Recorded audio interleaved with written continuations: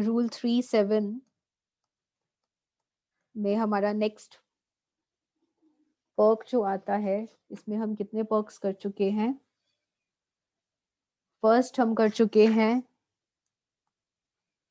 Perk in respect of interest free और concessional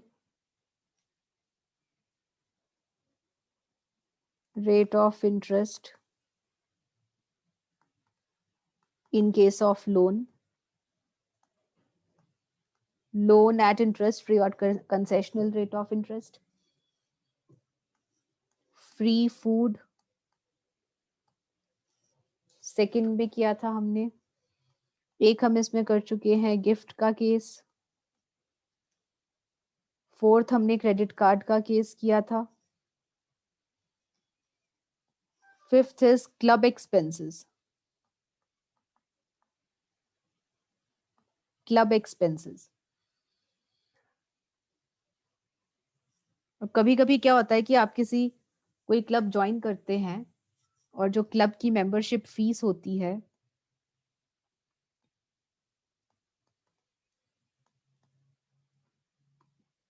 club की जो मेंबरशिप फीस होती है एंड जो क्लब के और खर्चे होते हैं, other expenses of club of employ या उसके फैमिली मेंबर्स के ऐसे एक्सपेंसेस या ऐसी मेंबरशिप फीस एम्प्लॉयर पे करता है। तो वैल्यू ऑफ द पर्क आप कैसे कैलकुलेट करेंगे?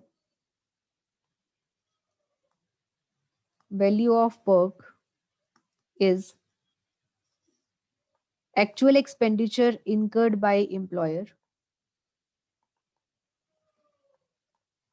एम्प्लॉयर जितना खर्चा आपके बिहाफ पर पे कर रहा है वो ले लें, माइनस कभी कभी ये क्लब्स आप ज्वाइन करते हैं ऑफिशियल पर्पस के लिए, तो जितना एक्सपेंस ऑफिशियल पर्पस के लिए हुआ उसे माइनस कर दीजिए, क्योंकि ऑफिशियल पर्पस के लिए जो खर्चे होते हैं उसके ऊपर आपको टैक्स पे नहीं करना।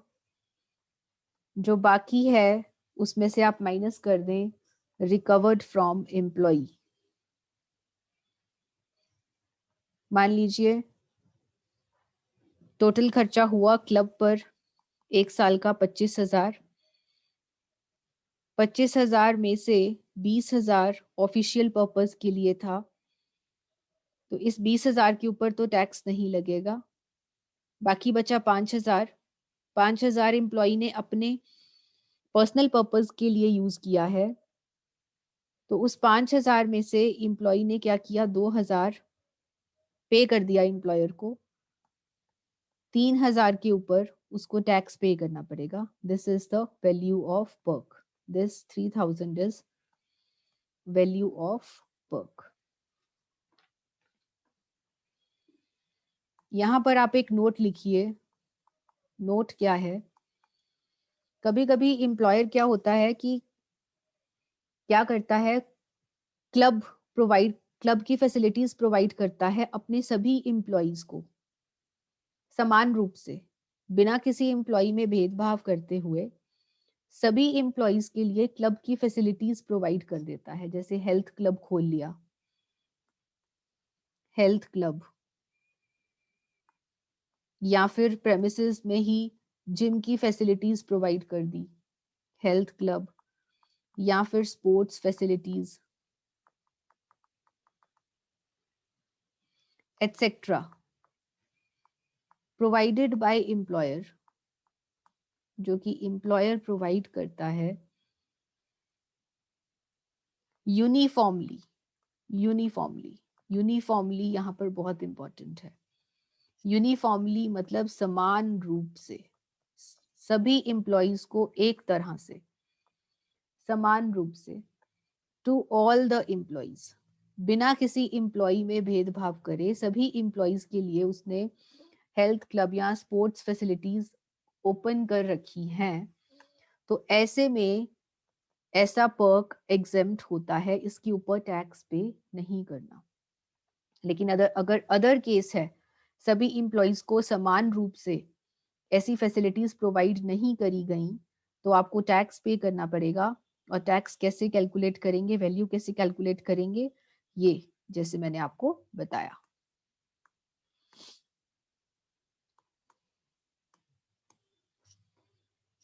ओके जी।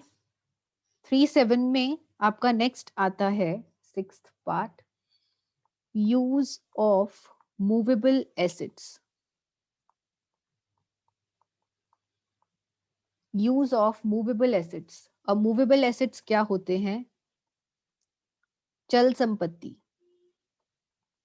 जो एसेट्स मूव कर सकते हैं, आप एक जगह से दूसरी जगह ले जा सकते हो, उसको इस्तेमाल करने के लिए आपके एम्प्लॉयर ने आपको दे दिया।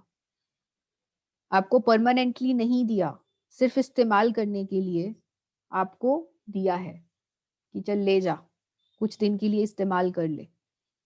This is also a benefit that is provided by the employer to you.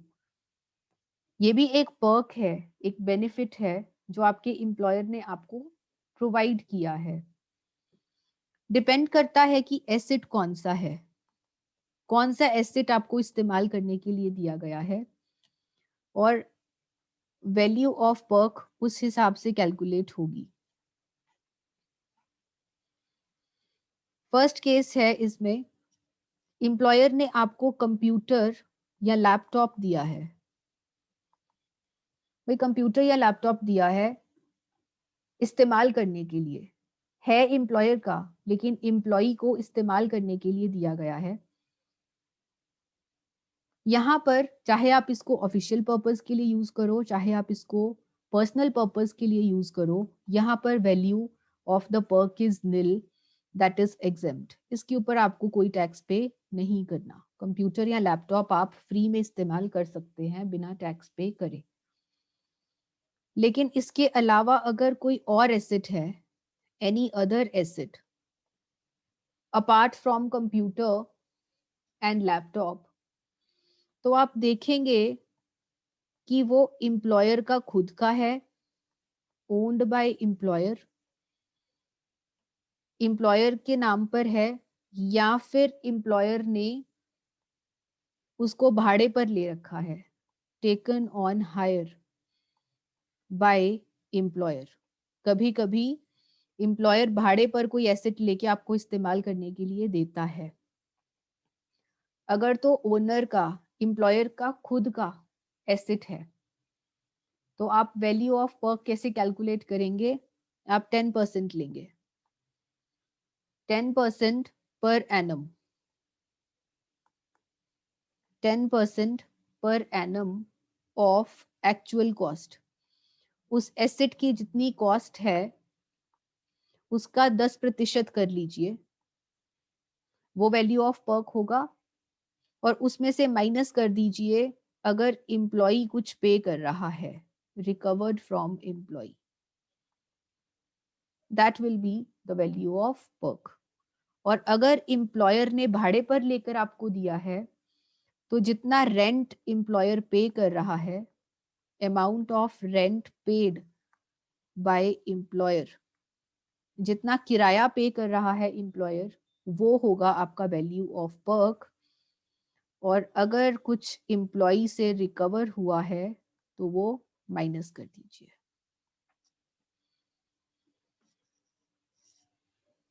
ठीक है जी। एग्जाम्पल देखते हैं इसका, एक illustration 19 of your book. Mister Ashwani है एक, मिस्टर अश्वनी, और ये एम्प्लॉयड हैं। मैम कंप्यूटर और लैपटॉप वाला बताना। ओके नितिश, अगर आपको आपको जो आपका एम्प्लॉयर है वो कंप्यूटर या लैपटॉप इस्तेमाल करने के लिए देता है, तो उसके ऊपर आपको कोई टैक्स पे नहीं करना, value of perk will be nil. लेकिन अगर कंप्यूटर या लैपटॉप के अलावा कोई और एसेट है तो आपको टैक्स पे करना होगा। Mister Ashwani is employed in Karnal Engineering College. College में जॉब करते हैं ये. और बिसाइड्स सैलरी के अलावा he is allowed free use of laptop. Salary के अलावा उन्हें एक लैपटॉप मिला है इस्तेमाल करने के लिए, एक एलसीडी प्रोजेक्टर मिला है एंड एक वीडियो कैमरा मिला है. ये 3 चीजें मिली हैं इस्तेमाल करने के लिए. These were acquired on, ये चीजें कॉलेज ने कब खरीदी थी? कॉलेज ने खरीदी थी ये चीजें 12/3/2019 को फॉर कितने रुपए में? 55,000, 50,000 and 25,000 रिस्पेक्टिवली. लैपटॉप 55,000 में खरीदा था कॉलेज ने, एलसीडी प्रोजेक्टर खरीदा था 50,000 में और वीडियो कैमरा खरीदा था 25,000 में. Compute taxable value of work.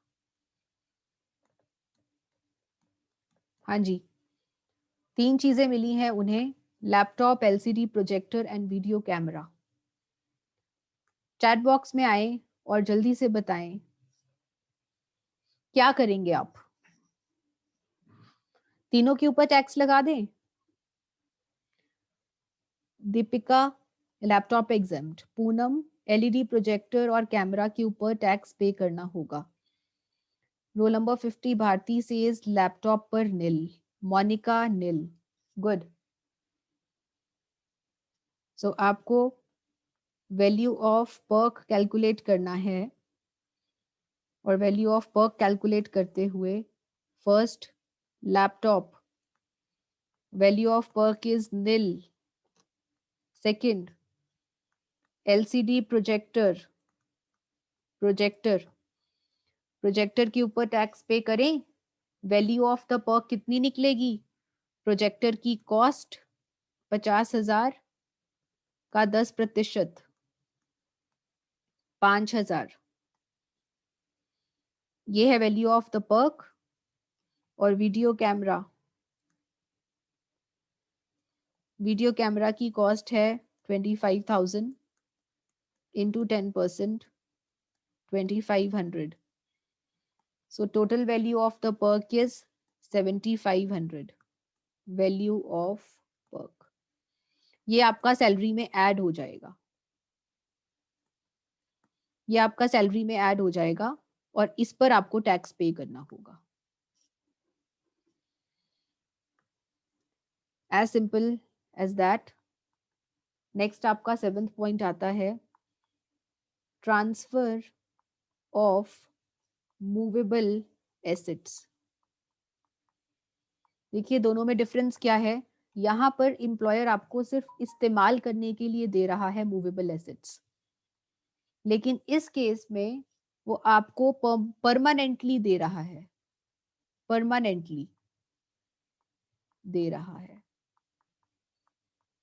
Employer आपको परमानेंटली मूवेबल एसेट्स, जाओ लैपटॉप ले जा अपने घर, आपको ट्रांसफर कर रहा है. जा तू मोटर कार इस्तेमाल कर ले जा इसे, मैं देता हूं तुझे. तो आपको जो मूवेबल एसेट्स हैं वो परमानेंटली रखने के लिए दे रहा है. ये फर्क है दोनों में. Use of movable assets and transfer of movable assets. अब जहां पर ट्रांसफर की बात है वहां पर आप कैसे कैलकुलेट करेंगे? Value of the perk in this case is divided into 3 parts. अगर एसेट है computer and electronic items, computer या इलेक्ट्रॉनिक आइटम्स एग्जाम्पल प्रिंटर हो गया या फिर फैक्स मशीन हो गई एटसेट्रा. दूसरा आपका आता है केस मोटर कार का. अगर आपको मोटर कार दी गई है। और तीसरा आता है any other assets. Any other assets में आपका आएगा माइक्रोवेव। अब आप बोलेंगे मैम माइक्रोवेव तो इलेक्ट्रॉनिक आइटम है, तो वो यहाँ पर आनी चाहिए केस 1 में। नहीं जी, हमें इनकम टैक्स एक्ट ने स्पेसिफाई किया है कि इलेक्ट्रॉनिक आइटम्स में ये जो घरेलू इस्तेमाल की चीजें हैं ये नहीं आएंगी, जैसे कि माइक्रोवेव, वॉशिंग मशीन, मिक्सर्स, ये अलग कैटेगरी है। ठीक है जी। तो जब आप इलेक्ट्रॉनिक आइटम्स देखेंगे तो आप ये माइक्रोवेव, वॉशिंग मशीन, मिक्सर्स, ये जो घरेलू इस्तेमाल की आइटम्स हैं, इनको आप कैटेगरी 1 में नहीं लेंगे, इनको आप कैटेगरी 3 में लेंगे। ऐसा क्यों करेंगे? क्योंकि तीनों केसेस में वैल्यू अलग अलग निकलेगी। तो देखते हैं क्या वैल्यू होती है। अगर कंप्यूटर एंड इलेक्ट्रॉनिक आइटम्स हैं तो उस केस में वैल्यू ऑफ द पर्क कैसे कैलकुलेट करना है? जितनी एक्चुअल कॉस्ट है कंप्यूटर की या लैपटॉप की या इलेक्ट्रॉनिक आइटम की, एक्चुअल कॉस्ट देख लीजिए कितनी है, उसमें से माइनस करेंगे आप डेप्रिसिएशन। डेप्रिसिएशन माइनस कर दीजिए। और कितनी डेप्रिसिएशन माइनस करनी है? 50% डेप्रिसिएशन। 50% डेप्रिसिएशन हर साल की, फॉर एवरी कंप्लीटेड ईयर। ये जरूरी है। जो एक साल पूरा कंप्लीट हो गया उसी की 50% डिप्रिसिएशन। अगर साल कंप्लीट नहीं हुआ तो उस साल को आप नहीं लेंगे, कंप्लीटेड ईयर होना चाहिए। 50%, ये 50% जरूरी है, कंप्लीटेड ईयर जरूरी है। और देखिए जब आप डेप्रिसिएशन कैलकुलेट करते हैं तो डेप्रिसिएशन कैलकुलेशन के आपके दो मेथड्स होते हैं। क्या आप मुझे चैट बॉक्स में बता सकते हैं कि डेप्रिसिएशन कैसे कैलकुलेट करी जाती है? कौन से दो मेथड्स हैं डेप्रिसिएशन कैलकुलेट करने के? Nitish, straight line, written down. ठीक है जी। सो दो मेथड्स हैं आपके, या तो आप WDV यूज करते हैं या फिर स्ट्रेट लाइन। सो यहाँ पर जो आपको मेथड यूज करना है वो WDV इस्तेमाल करना है। WDV मेथड से आपको डेप्रिसिएशन कैलकुलेट करनी है। माइनस आप करेंगे recovered from employ, recovered from employ.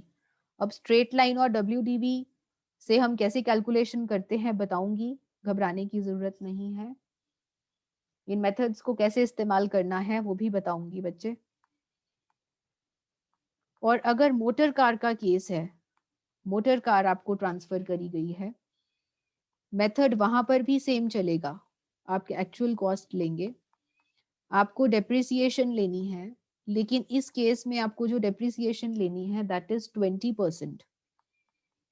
20% लेनी है फॉर एवरी कंप्लीटेड ईयर, एक पूरे साल की डेप्रिसिएशन। यहां पर भी आपको जो मेथड इस्तेमाल करना है दैट इज WDV।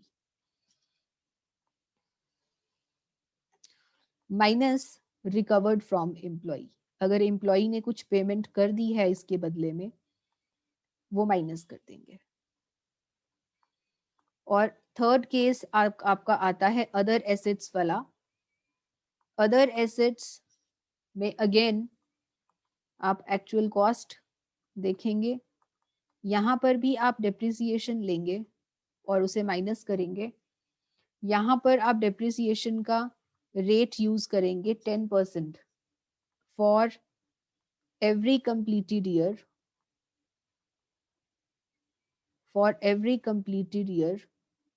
लेकिन यहाँ पर आप जो मेथड यूज करेंगे that is straight line method, SLM, straight line method इस्तेमाल करेंगे यहाँ पर। और माइनस कर देंगे इसमें से रिकवर्ड फ्रॉम एम्प्लॉय।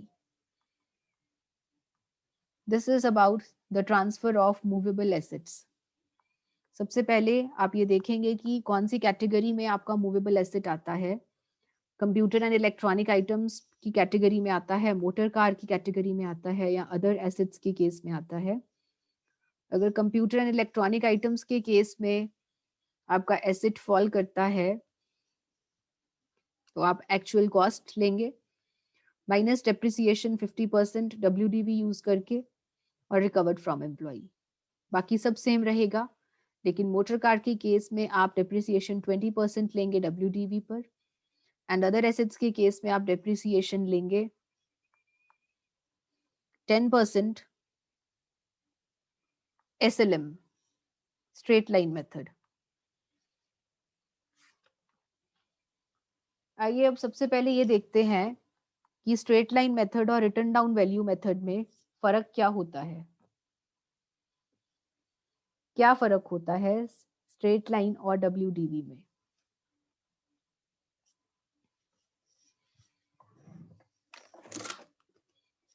मेथड समझ लीजिए पहले, उसके बाद हम एक न्यूमेरिकल क्वेश्चन करेंगे। Return down value WDV method, इसको आप रिड्यूसिंग बैलेंस मेथड भी कहते हैं। रिड्यूसिंग बैलेंस मेथड कैसे कैलकुलेशन चलती है इसमें? मान लीजिए आपका डेप्रिसिएशन का रेट है 10%, चलिए 15%, 50% ही ले लेते हैं यहाँ पर। आपकी कॉस्ट ऑफ एसेट है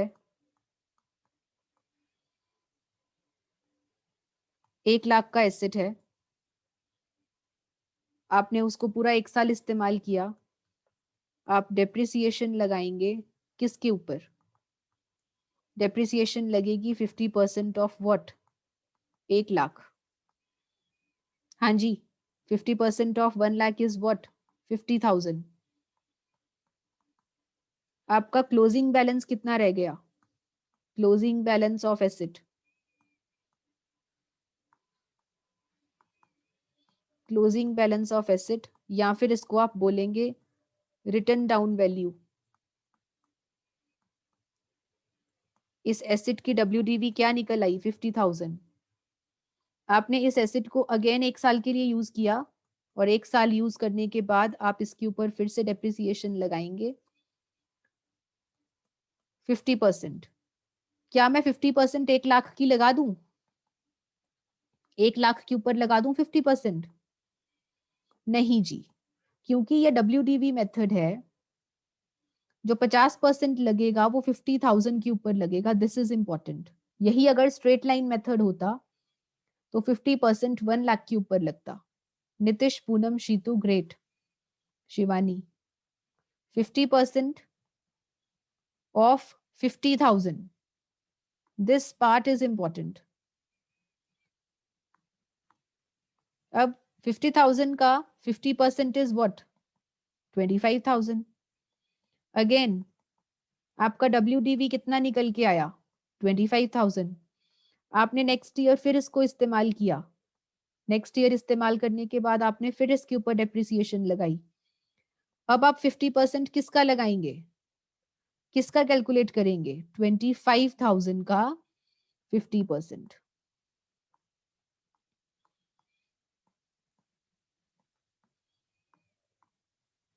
This comes out to 12,500. 12,500 will be WDV. तो कहने का मतलब क्या है कि जो बैलेंस रिड्यूस होकर आया, कम होकर आया, आप नेक्स्ट ईयर उसी के ऊपर डेप्रिसिएशन लगाएंगे। This is what is known as return down value method. आइए अब बढ़ते हैं स्ट्रेट लाइन मेथड पर।